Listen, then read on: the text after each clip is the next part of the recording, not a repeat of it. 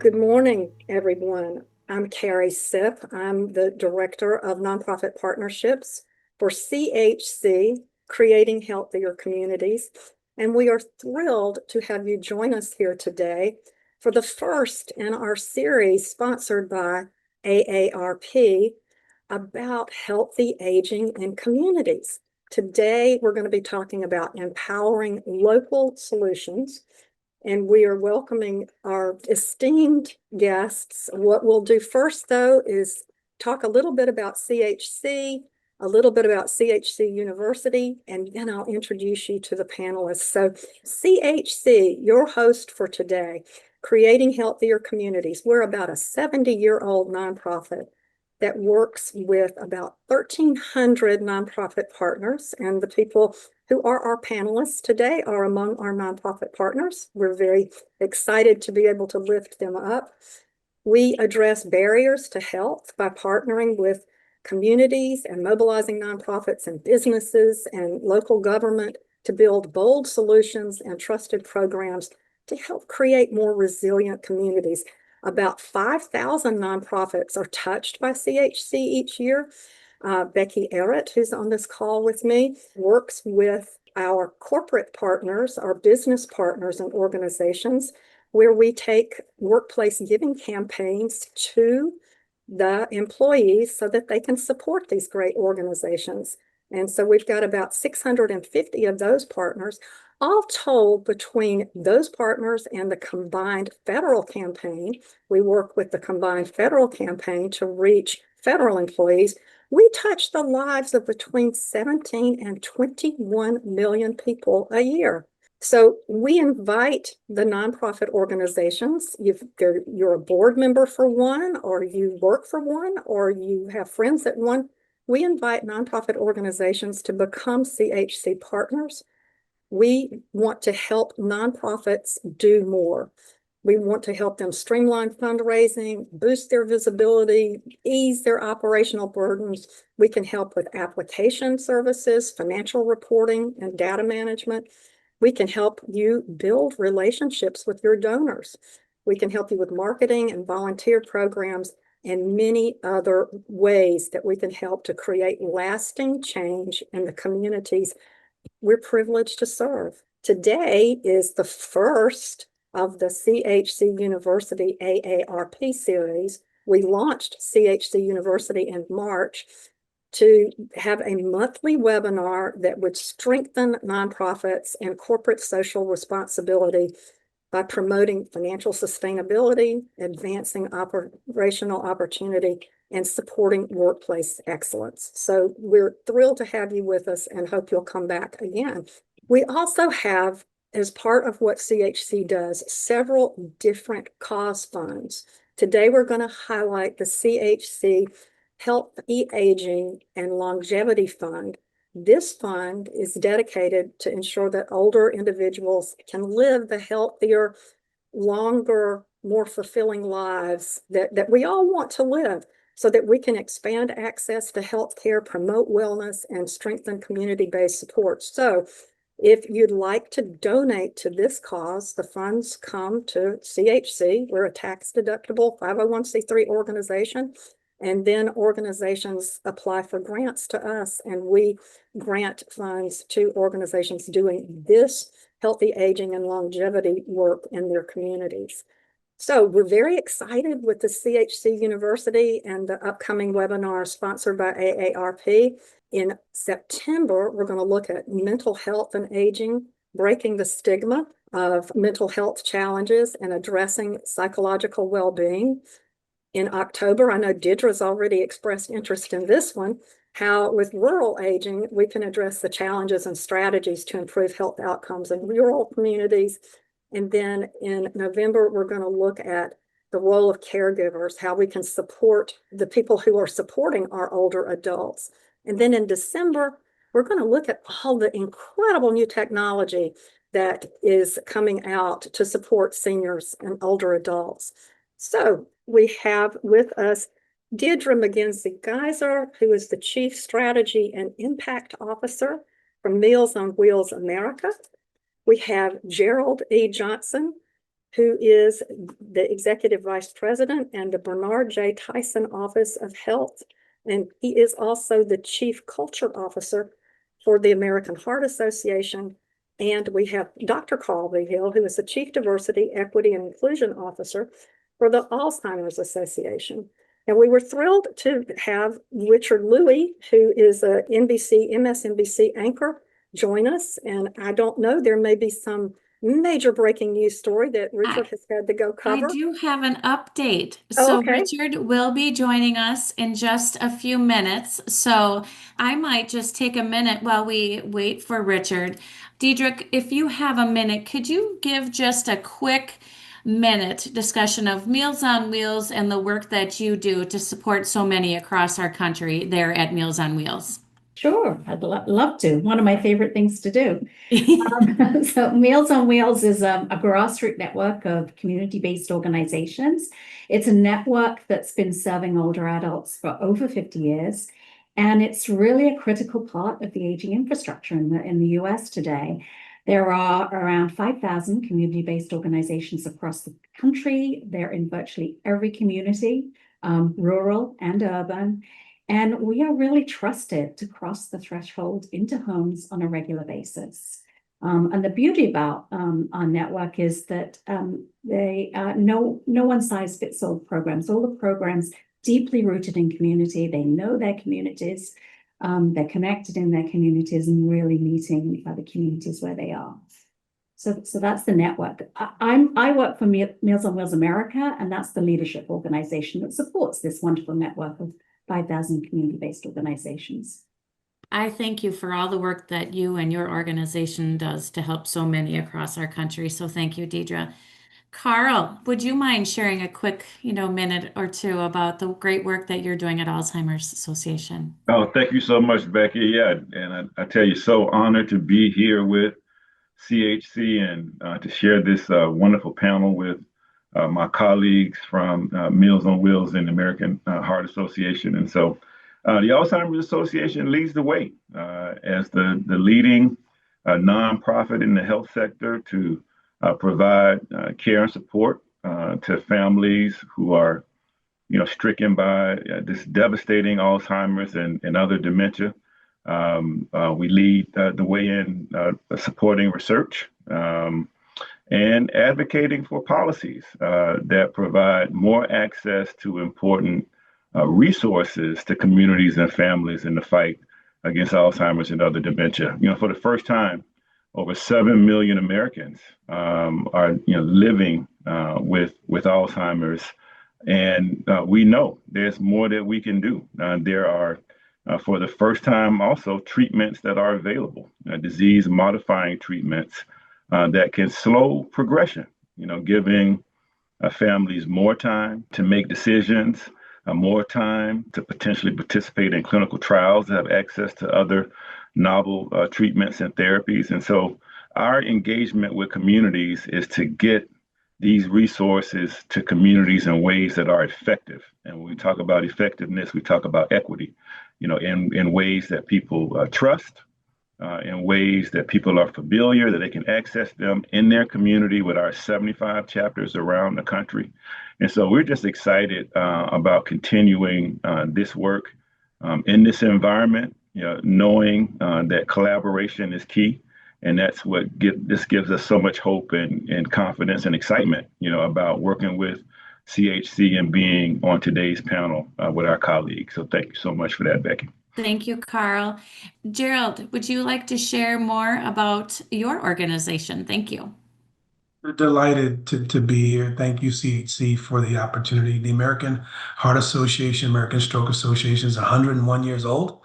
It is a worldwide leader in addressing the number one killer in the world, which is cardiovascular disease, and the fourth killer in the world, which is stroke. I mean, we're committed to leveraging science, research, powerful partnerships, advocacy, and community-based organizations to really deliver on our vision of providing health and hope to everyone everywhere. When you think about the person is probably living in communities where there are challenges. We spend time thinking about the social drivers of health. We think about ensuring equitable outcomes because we know depending on where you live, your level of education, your level of income, the resources around you, all of those things impact your ability to live a longer, healthier life. And so the American Heart Association, American Stroke Association is committed to finding solutions, leveraging science and research to provide guidelines and other resources to extend people's lives around the world.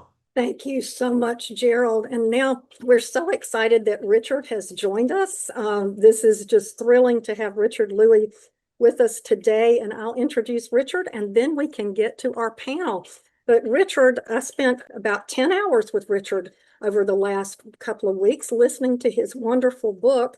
It's Not About Me, The Unexpected Power of Selflessness. It's a bestseller, and I highly recommend it. It tells the story of his journey of caregiving across the country, going from New York to San Francisco 3 times a month to help care for his father, who passed away from Alzheimer's.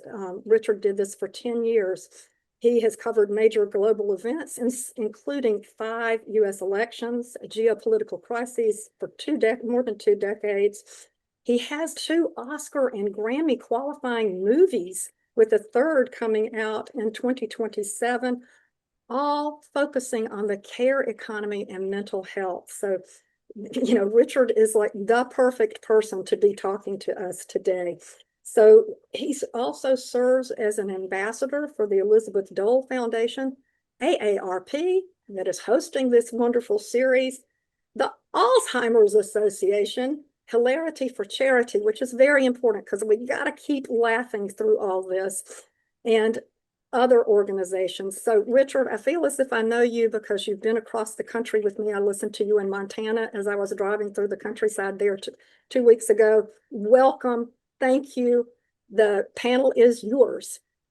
Carrie, thank you so much. Really appreciate you doing this, as well as CHC, and great to see all of you on this discussion as we dig into some questions I think are both new and old at the same time, aren't they? And the way we might approach them, despite your leadership and the places that you're in. I know these are some of those what keeps you up at night questions, and we're going to be that way, hopefully, as we discuss these points again in ways that are of today, because this market evolves so quickly, yet sometimes I think people think it doesn't, but it really does. So I'm glad we get to sit and do this. Why don't I start with this? And Carl, you were just talking, what does healthy aging mean in different community contexts to you?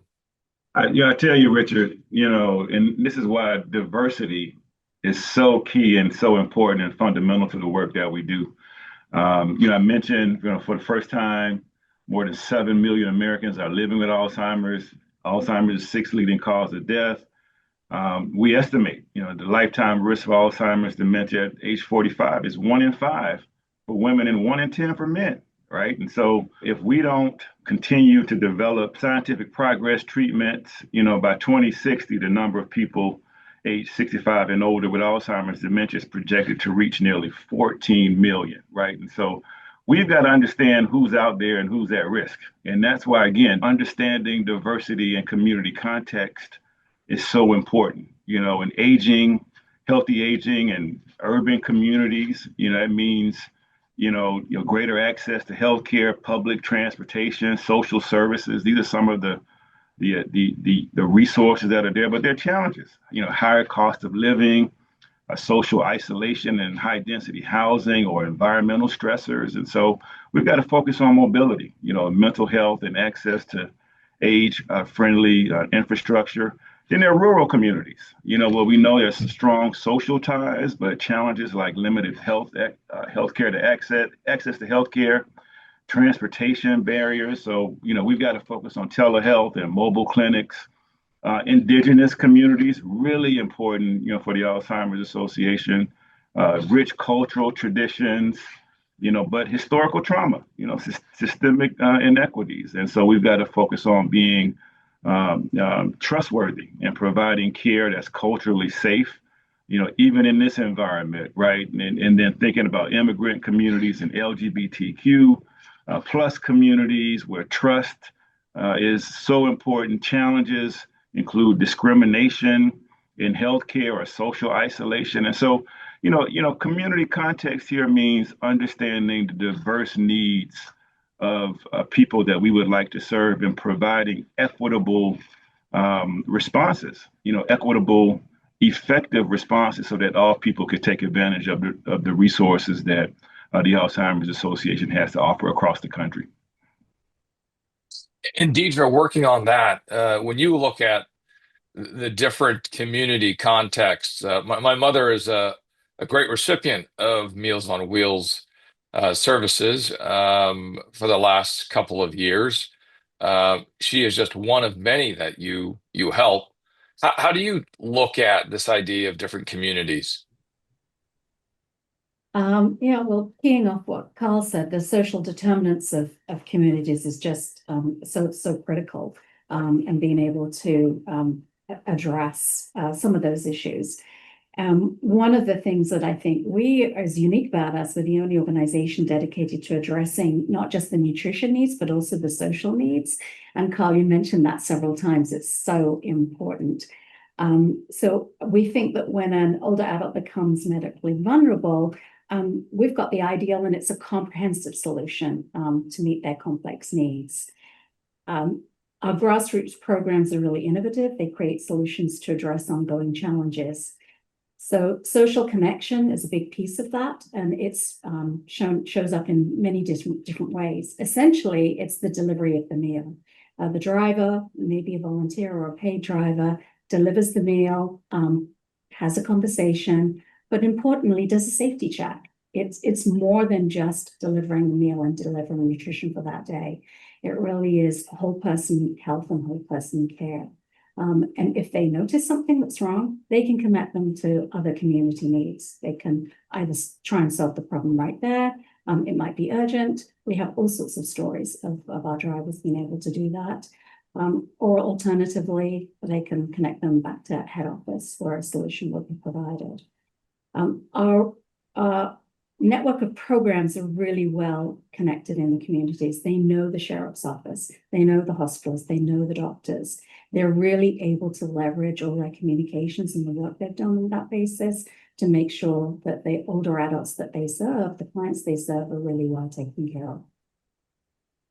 Gerald, when you look at different communities, one thing I was thinking about, my brother recently passed, and it was because of both related heart and stroke disability paths, if you will, or disease path experiences.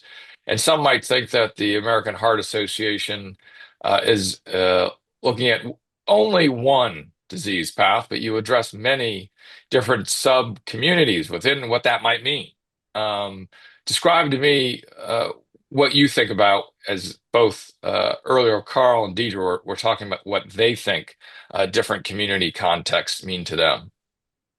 Yeah, Richard, thank you for your question. And I do believe that Carl and Deidre really comprehensively framed it. I think for the American Heart Association, we too think about the whole person.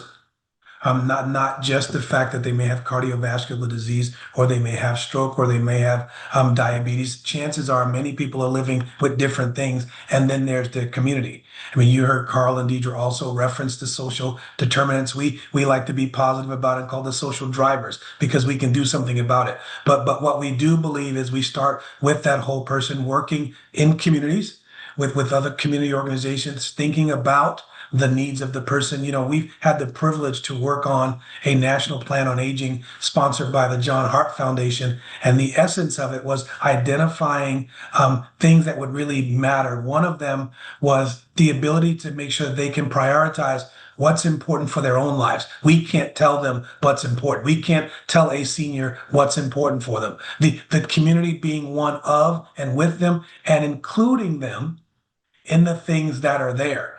There's something called age-appropriate healthcare. All seniors aren't created equal. There's nuances to everything. And then spending time thinking about the quality of one's life. There's the Richard that has not had any health issues, and so you can argue that his quality of healthy life years are great. You could have Gerald, let's just say, and I've had a heart attack and a stroke. My quality of life years are going to be different, so my needs are going to be different. So the American Heart Association, American Stroke Association is partnering locally with faith-based organizations.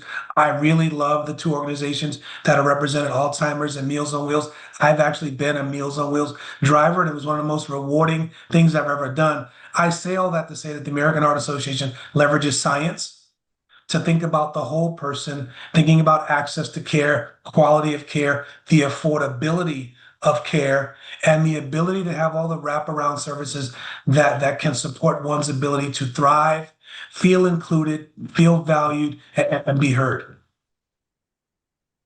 Well, let's get in that car with you, Gerald, as you're going on one of those deliveries. And Carl, what he probably saw along the way were different things. Now, as he sits where he is at the American Heart Association, those different elements and slightly more on microscopic level in some ways, especially when you're looking at large populations. Those social determinants of health, you're noticing housing in determinants and indicators when you're there and delivering those meals, or when you're visiting. You're looking at the ability of mobility and transportation. You're looking at the type of health care that they may or may not have. You're seeing all these things. You're also being able to tell, well, what's the level of social connection that this person has or these communities have. When you look at those kind of determinants, and I know that you have a report coming out at AAIC that is going to be addressing that in Toronto, and it's very well referenced.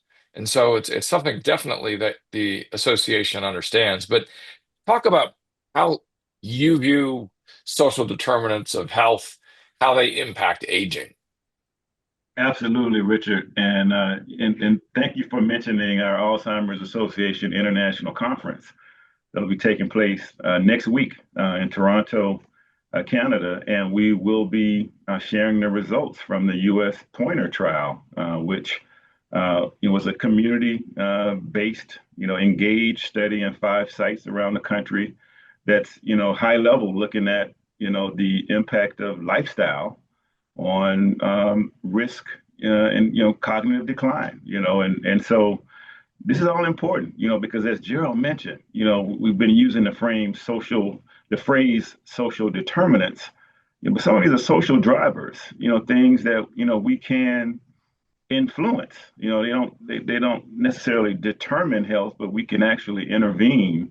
If we find out more details about things like housing, as you mentioned, Richard, knowing that safe, accessible housing supports independence and reduces fall risks for older adults. Affordable housing helps older adults manage fixed incomes, or proximity to important services, like grocery stores and clinics. We talk so much about food deserts, about how difficult it is for some people to get quality nutrition, and how this proximity to these resources enhances daily living. So housing is so critical and important. And then transportation, as you mentioned, Richard, reliable transportation enables access to healthcare, being engaged and connected to loved ones, so critical and important. Walkable neighborhoods promote physical activity and community engagement. What's good for the heart, Gerald, is good for the brain. We know that, and that's work that we've got to do together in terms of serving our communities. And so this kind of accessibility is important. Richard, access to healthcare, access to opportunities to participate in clinical trials. We talk about rural. I spoke about rural communities. Telehealth, can bridge gaps in rural or really under-resourced areas. But digital literacy and internet access are barriers. Those are policy discussions. And then lastly, I'll finish up here with social connection so important, identified as one of the modifiable risk factors a few years back. So strong social ties are linked to lower rates of depression, cognitive decline, and mortality. Loneliness and isolation are major risk factors for all sorts of mental and physical health outcomes. So these are all important, as Gerald mentioned, social drivers that, being in community with our 75 chapters across the country, we can understand some of the cultural accelerators and resources that we can use to get our resources, to these communities in effective and equitable ways, Richard. Yeah, you're bringing up the chapters, and that certainly does underline the necessity of being very much in touch with what's happening on the ground. Gerald was alluding to that, even to the level in his career of being a driver. And Deidre, you must have been smiling inside knowing that every one of your drivers will become executive vice president someday. Because I don't know what you're doing there, but it's magic. Talk about what you see, because Gerald was talking about his experience. Carl was saying our chapters are so essential to understanding these pieces of information. What do you learn about these social determinants from your drivers, and how do they gather this information? What is there anything that is systematic that you can share with us about how you get those learnings in real time? Sure, sure. Well, our drivers and volunteers are invaluable. So thank you all very, very much. But I think it's also fair to say, and I know this from personal experience, it's a very rewarding experience as well. You get a lot more back than actually contributing. So as you all know, the driver is a really strong connection to the client that they're serving, often building up a relationship, over months, sometimes years. They really get to know each other and trust each other. So our drivers have feedback in various ways to their main office, the local community-based organization. Sometimes they have a tablet that they can feedback on for change of condition monitoring, and really, that can go straight back into the system of the local community. Sometimes it's a phone call, and sometimes it's a report back. So there are various methods that feedback goes back to the local organization. And really that is where the magic happens, in that it's there that the community-based organization can track health, track progress, track safety, and understand what's going on with that client, and then intervene if there needs to be another step, another action taken, or a connection to a community service. The social connection piece, I'm so happy, Carl, that you mentioned that. We know it's a risk factor, absolutely. And I think that's an area that perhaps not is well enough known about the Meals on Wheels service, that's also part of the service. It's a core service. It's the nutrition meal. It's also the social connection and safety check. And that's why holistically, we've talked about whole health. It's just such an important connection that happens on a regular basis. We're trusted to go over the threshold of the home. That's really, hard-won trust, and not to be valued and not taken lightly. But that allows us to then really understand the needs of the client, see how they change over time.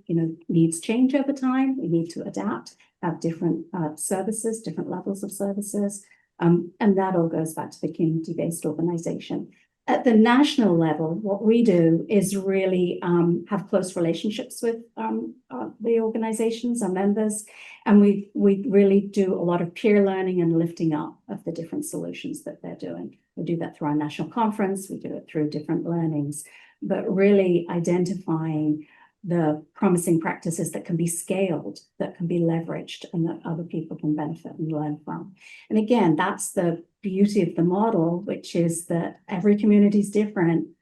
Every organization is responding differently, but sharing the knowledge and innovation that comes through that.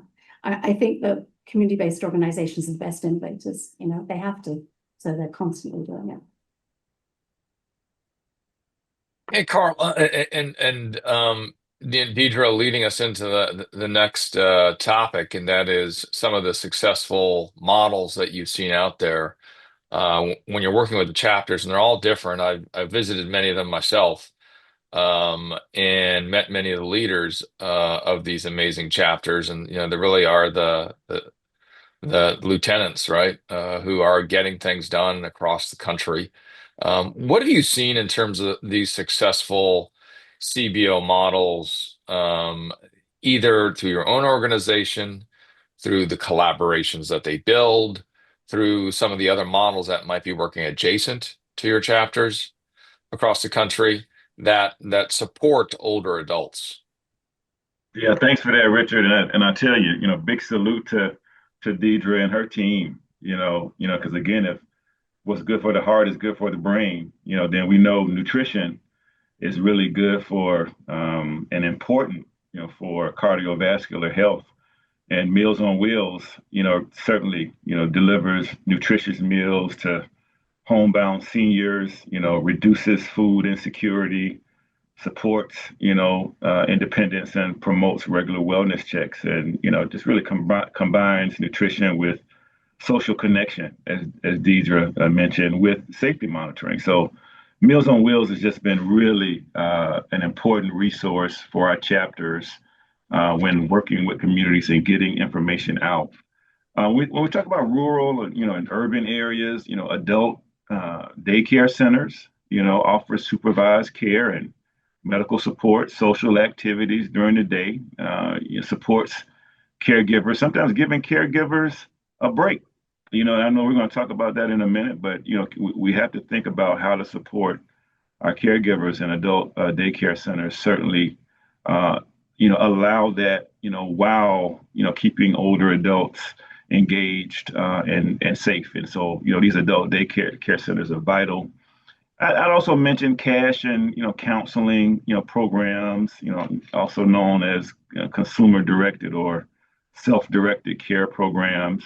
These programs often they're part of Medicaid, provide beneficiaries with cash assistance. Resources are important. And the flexibility, to choose and pay for their own care providers. That's really important from a value perspective. So I'd mention that as well. Veterans are very important. The VA offers several home care services for eligible veterans.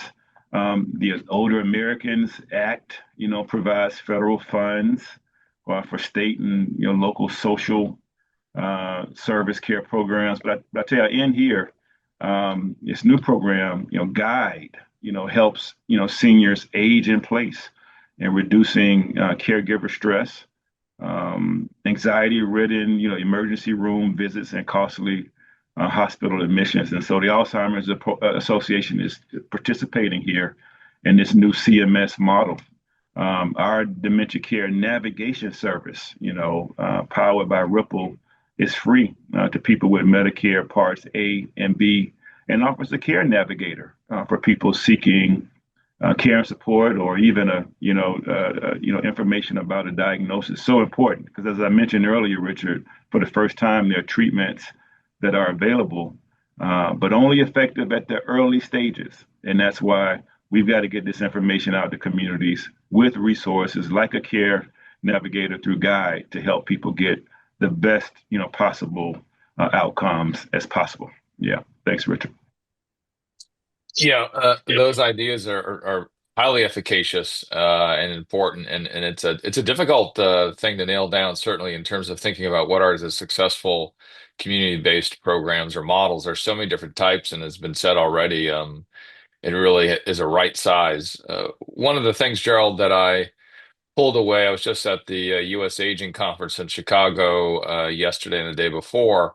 And one of the conversations I had was this challenge for community-based organizations to integrate, and that connective tissue. When you look at the value chain within the way better outcomes happen with this community that we're talking about of older adults, that's not a muscle set necessarily that we all have naturally. We're not just, and you can't take a pill, so all of a sudden you understand how to integrate into the value chain.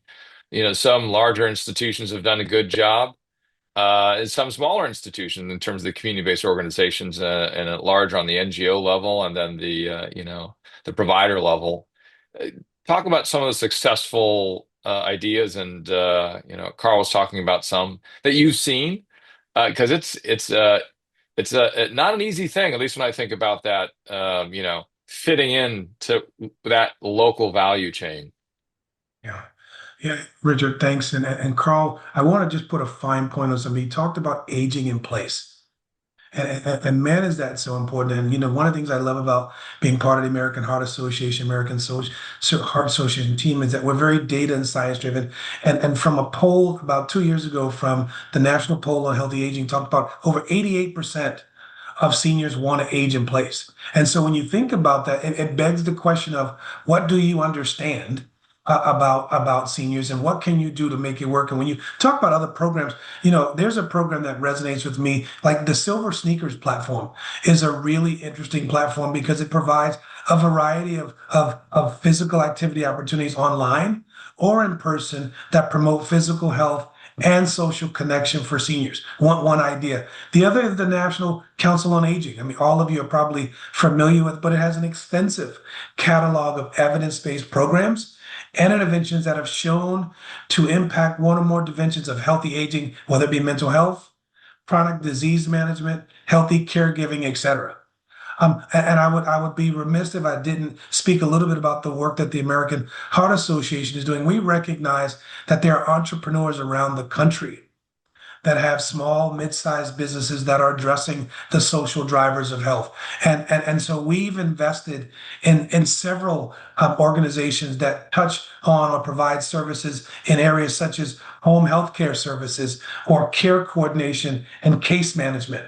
Or if you think about adult virtual care or technology solutions. I mean, folks have TVs and things in their houses that don't work, need assistance. There are companies that do that. Mental health, behavioral and emotional support services are types of organizations we invest in. I think a couple of specific examples of this, an organization called Attain Health, which provides nutritious groceries, coaching and educational resources to seniors or people living with chronic health decisions.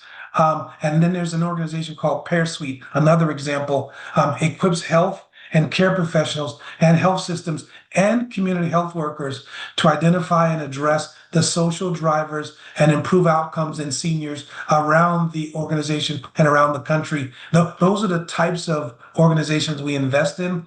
We have social impact funds that specifically address the social drivers and things that resonate with seniors, like mental health, around virtual care, around care management, case management, transportation. Those are all examples of organizations we will invest in, have invested in, that can help improve the life and well-being of seniors.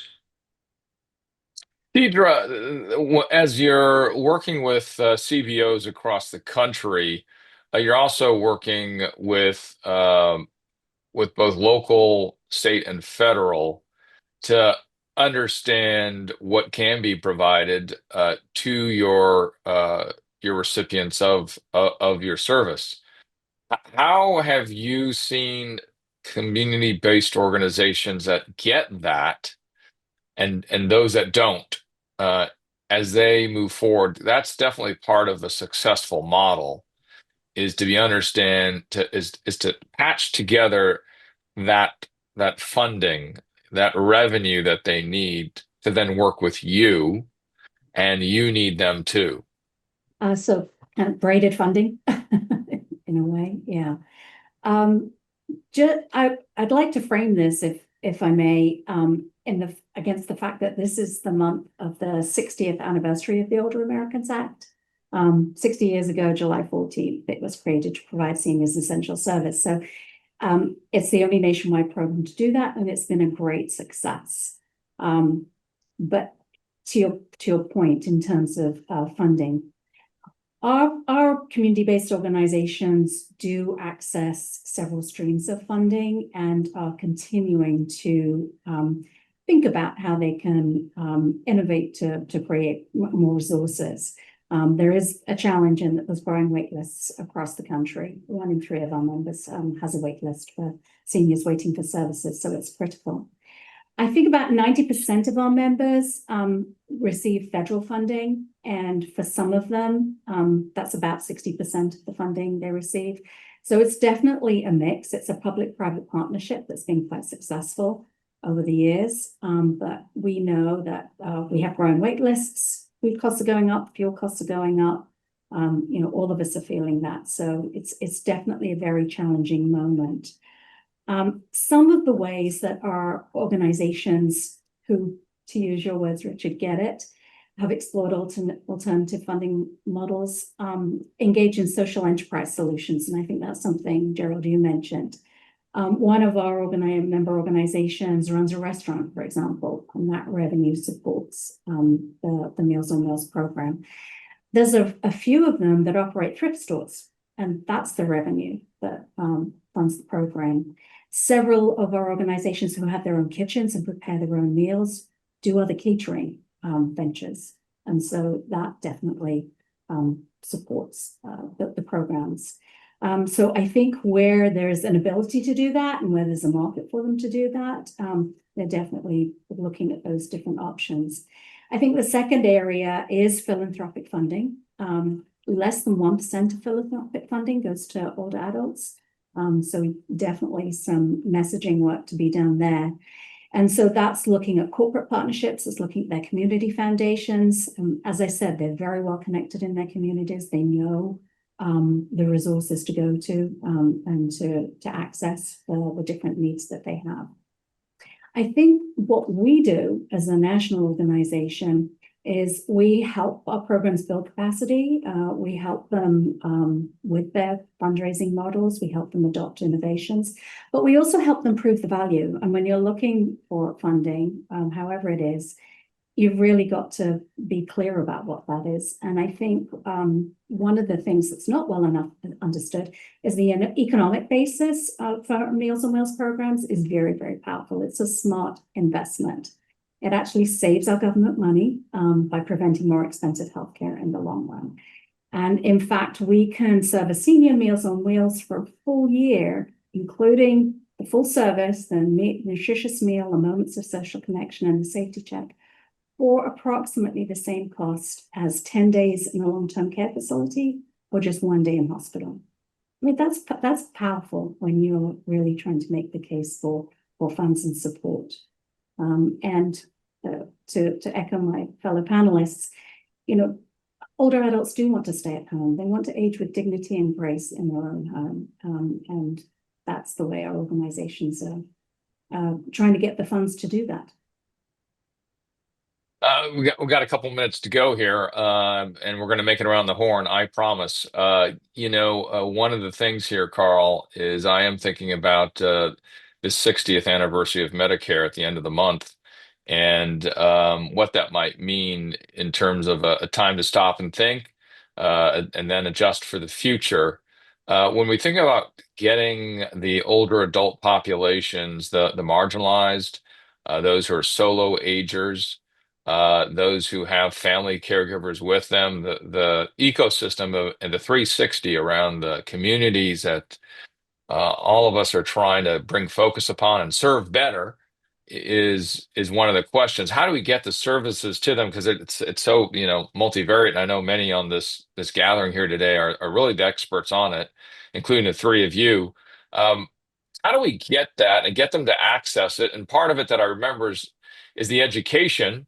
I'm 65, Medicare. Okay, so what is it that I get? Or I don't know if I want to take that service. What information do I have to give them? I remember my father, as a social worker for 35 years, would come home and often lament to he served the older adult population in the last 8 years, would say, I can't get them to accept the services even after I educate them about it. So that's another flavor, right? So how do we get that support to older adults so they can access the resources that at least are out there? And we've just mentioned a couple, right? Yeah, Richard, I tell you, and I want to keep it quick because I want to hear from my colleagues on the panel. But I think we're so much better together. right? Working together. And so a core strategy, for the Alzheimer's Association is to leverage community partnerships, working with organizations that have a footprint in communities like we do at the association in our 75 chapters. It's important because we're all striving to do the same things. We're looking to get resources to people who are under-resourced, disproportionately affected, and need help. I'll say it in that way. And then what you mentioned, Richard, in terms of trust, we know that working with the Black Nurses Association, the Hispanic Nurses Association, or like my background with the AME Church, the African Methodist Episcopal Church, probably one of the largest Black churches in the country, with churches all over the country in different cities and communities. If our chapters can work with their pastors, we've developed a clergy guide for pastors to use in discussing Alzheimer's and dementia, the new treatments, the resources that we have to deliver that to their congregations. There's just so many people who will know about who we are and that can take advantage of the resources that we have. And so, that's with the Black African American community. We work with SAGE to make sure we get to the LGBTQ community, or the Indian Health Service, in Indigenous and Native American communities. And so working with organizations, trusted organizations that are trying to accomplish the same things that we are, allow us to provide education and awareness, diverse community engagement that's culturally responsive. We can develop culturally specific programs that people see themselves in, with the Alzheimer's Association. And then we can really activate locally with our chapters so that volunteers can be involved, and we'll realize our vision of becoming a volunteer driven Alzheimer's Association, which really reaches the needs of those locally in ways that are effective and, again, equitable. Richard. I see how you're working through those who have the relationships in your answer there, Carl, as to the way that you can reach and get older adult populations to access resources because they have the relationships. I was just thinking of the Filipino Nurses Association, which I didn't know about until like maybe 3 days ago when I was thinking about our conversation today. A question from one of our participants on the call, and again, we thank everyone so much for being with us. How's your organization dealing with volunteer shortages that are impacting communities? So I think Deidre, probably her organization runs so much on volunteers being able to get the meals out to people. I'm going to take that back and ask Deidre, how are you dealing with shortages of volunteers? It's a challenge. It's a challenge for sure. I think we've never really recovered from COVID levels of volunteers, for all sorts of good reasons that we all understand. And so our members are really, running local recruitment volunteer challenges. They're looking to their local corporate or businesses to support them through kind of work volunteers programs. We are thinking hard about how we do a national volunteer program. It's challenging. They are the lifeblood of the organization. I'm going to do a shameless plug because behind me I've got End the Wait, which is a campaign we launched last year. And that's really referring to the tangible need to end the wait lists that our clients are experiencing. But it's also end the wait for volunteers, end the wait for members of Congress to appropriate enough funding, end the wait for people to care and step up. So we are trying to end the wait for volunteers in various different ways, but it's definitely a challenge. Thank you so much for that. And Gerald, there's one other quick question, and I'll throw that to you to try to even things out. So how is your organization advocating for funding and support with the passage of the federal budget and the extreme cuts that are going to be implemented? These cuts are going to directly impact our aging population. So I know this is affecting all of you. Research dollars are being cut, which breaks my heart as an advocate for research science. But Gerald, how is this touching the heart of the American heart? I think it's fair to say too early to tell on the one hand, but I can tell you that when we talk to our donors, when we think about the conversation around ensuring that seniors can age in place properly, there are people interested in it. Having specific conversations around these things is one way. The advocacy muscle was something that we did and will continue to do, but advocacy relies on some level of state and or federal funding. And so what we're really going to have to do is assess and really try and get some of the people that would normally donate to the American Heart Association for cardiovascular research or stroke research or needs to think about also thinking about some of these things we're talking about to stand in the gap or meet the moment of some of the programs that are being cut. What we can say, though, is that we remain committed to ensuring that our websites and things like that continue to promote healthy options. We continue to support local organizations, feet on the ground, the local church organizations that are doing those types of things. But I think it's early, but we will make sure we continue to have specific conversation with donors, funders, family offices, corporations around the importance of bridging the gap or standing in the gap as we sort through the cuts of federal funding on with regard to nutritious meals or healthcare, transportation, and other social drivers of health. Great. Thank you so much. Richard, I know you've got one question that you love to ask people as you close out sessions with them, that wonderful question about the single thing you want people to think or do. So I'm going to let you ask that question to each one of our panelists with just a really quick answer, because we're at 12:55 and we want to close on time because we like to start on time and end on time. So, And we will always try to stay on time here. One of the things I just want to reflect very quickly on that question about volunteers. I was sitting in Houston with the local AARP chapter, and Eddie Orem led a session called Men Who Care. And then AARP out of the ODE&I office said, we heard about this Men Who Care program. How can we translate that to different localities? And I think as we look at the difficulty of getting more volunteers is figure out what's working and try to replicate it and look outside of maybe our own backyards, right? And Eddie Orem certainly is developing one of those ideas. I think that's go to your super performers and see how you can replicate it across your different geographies or different places. And the question that I'd like to ask for everybody is like, what is it that you want participants, all of those who gathered today, and I know we've got almost 100 today, to walk away after this conversation thinking or doing differently? And I generally will say, do it in one sentence. So who wants to go first? Nobody wants to go first on one Go sentence. first, Okay, Richard. wants to go first? Okay, all right. Well, I owed it to Gerald last time. So Gerald, give me one sentence. How would you answer that? Yeah, remember all the statistics that you see about aging in place and seniors. Just remember we're talking about people. And if you haven't done something this week, this month, or this year related to seniors, please consider doing it because it makes a difference. Deidre. Similar theme, Gerald. Great way to start. We would love people to join our End the Wait campaign. Go to our website, www.mealsonwheelsamerica.com/End the Wait. And support us. Either support us through emailing your members of Congress, support us by being a volunteer, support us by calling for more people to attend to this issue.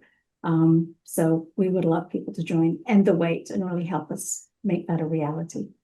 And Carl? I tell you, what keeps me up at night is that people simply won't know about the new treatments. They won't know about the free resources that are available to them.